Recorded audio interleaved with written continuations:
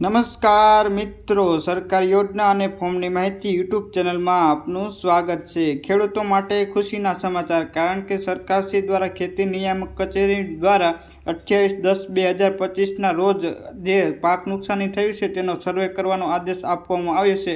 તો આજે આપણે તે પરિપત્રની વાત કરશું કે સર્વે કઈ રીતે કરવાનો છે, કેટલા દિવસમાં કરવાનો છે અને ક્યારથી સર્વે ચાલુ થશે। તો આ વિડીયો પૂરેપૂરો જોવા વિનંતી, અને જો તમે મારી યુટ્યુબ ચેનલમાં નવા હોય તો મારી યુટ્યુબ ચેનલને સબસ્ક્રાઈબ કરી લેવા વિનંતી, અને આ વિડીયોને વધુને વધુ ખેડૂત મિત્રો સુધી પહોંચાડવા વિનંતી। તો સૌપ્રથમ આપણે વાત કરીએ તો 28/10/2025ના રોજ સરકારશ્રી દ્વારા આદેશ કરવામાં આવ્યો છે।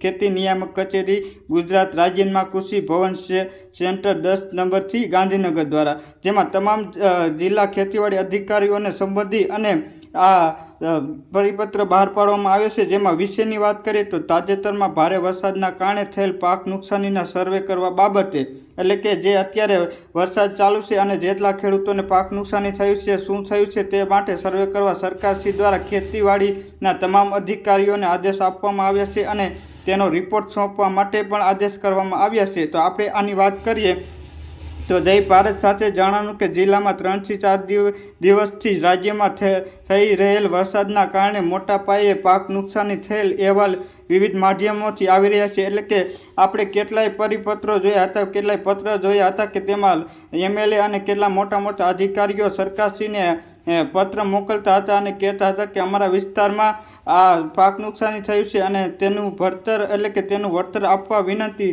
તે માટે સરકારશ્રીએ આમને આદેશ આપ્યો છે કે તેઓ પાક નુકસાનીનો સર્વે કરે। તો રાજ્ય સરકાર દ્વારા પાક નુકસાનીનો સર્વે સંદર્ભે ઠરાવની જોગવાઈ કરવામાં આવેલ છે, અને જે માધ્યમને ધ્યાનમાં આપી અને જિલ્લા તાલુકામાં વરસાદના કારણે થયેલ પાક નુકસાનીને ધ્યાનમાં લઈ અને તાત્કાલિક ઉપરોક્ત સંદર્ભે ઠરાવોની જોગવાઈ મુજબ સર્વેની કામગીરી તાત્કાલિક શરૂ કરવા સૂચન આપવામાં આવ્યું છે। અને આપણે આ ઠરાવની વાત કરીએ છીએ, આગળ કરશું કે કઈ રીતે જોગવાઈ છે અને શું જોગવાઈ છે।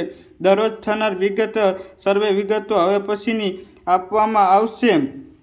ગૂગલ શીટ દરરોજ સાંજે 5 વાગ્યા સુધી અચૂક અપડેટ કરવાની રહેશે, અને કૃષિ પ્રગતિ એપ દ્વારા ખેડૂતોએ પોતે વિગત અપલોડ કરવાની રહેશે, જે બાબતે બહોળા પ્રમાણમાં પ્રચાર અને પ્રસાર કરવાનો રહેશે। તો તમારે તમારી વિગત તમારા જે પણ કૃષિ પ્રગતિ એપ હશે તેમાં અપલોડ કરવાની રહેશે। તો આનો વિડીયો પણ હું આવતા કાલે જ મૂકીશ, તો તમે અત્યારે મારી યુટ્યુબ ચેનલને સબસ્ક્રાઈબ કરી લો, અને તમારી જે પણ પાક નુકસાની થઈ હોય તેની વિગત તમારે કૃષિ પ્રગતિ એપ્લિકેશન ઉપર કઈ રીતે અપડેટ કરવી તેની પણ હું તમને માહિતી આપીશ। તો આ વિડીયો અચૂક સેવ કરી લો, જેથી તમને તમારા જે પણ સર્વે થયો હોય તેનો સર્વે તમારા મોબાઈલ દ્વારા કૃષિ પ્રગતિ એપમાં પણ અપડેટ કરવાનો રહેશે। તો તે કઈ રીતે કરવો તેની માહિતી મળી જશે।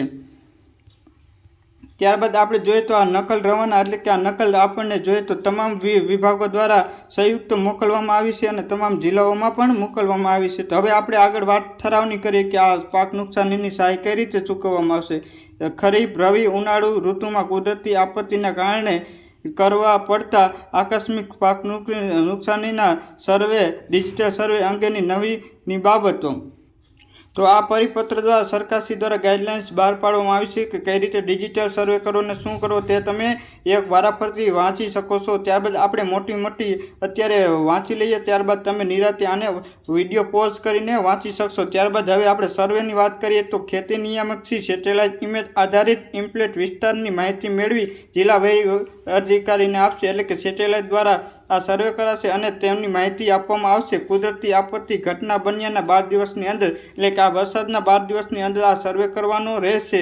ત્યારબાદ જોઈએ તો વિગતવાર ડિજિટલ સર્વેની કામગીરી સર્વે હુકમ થયેલને 20 દિવસમાં કરવાની રહેશે, એટલે કે આજે 28 દિવસના દી આ હુકમ બહાર પડ્યો છે તેના 20 દિવસની અંદર આ કામગીરી પૂરી કરવાની રહેશે।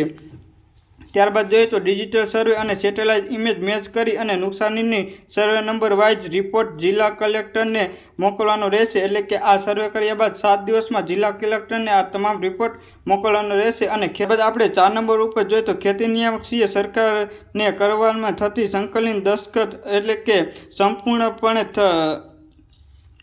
એટલે કે સર્વે પૂર્ણ થયાના 15 દિવસમાં, એટલે કે આ તમામ વિગતો આપણને દર્શાવવામાં આવી છે કે કેટલા દિવસમાં કેવું કાર્ય પૂરું કરવાનું રહેશે. તો આ ઠરાવ પ્રમાણે સરકારશ્રી દ્વારા સર્વે કરવામાં આવશે અને પણ નુકસાની થઈ છે તેની સહાય ચૂકવવામાં આવશે. તો હું આશા રાખું છું કે તમને આ મારો વિડીયો ગમ્યો હશે, અને જો તમને મારો વિડીયો ગમ્યો હોય તો મારી યુટ્યુબ ચેનલને સબસ્ક્રાઈબ કરી લો, જેથી આવી અવનવી અપડેટ તમને મળતી રહે. આભાર.